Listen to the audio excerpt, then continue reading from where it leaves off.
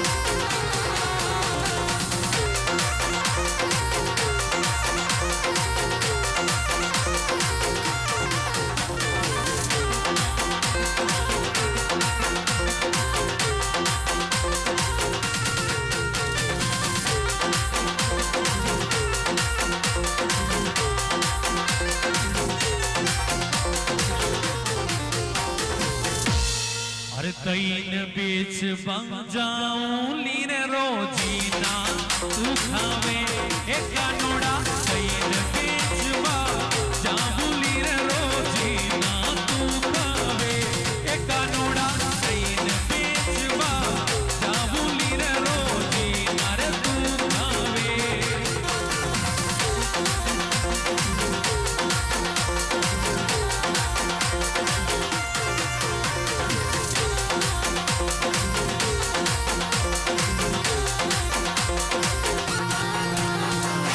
रोजीना तू खावे रे रोजीना रे तू खावे एक कानूड़ा तैन बेचवा जाऊंली रे रोजीना रे तू खावे एक कानूड़ा तैन बेचवा जाऊंली रे रोजीना रे तू खावे।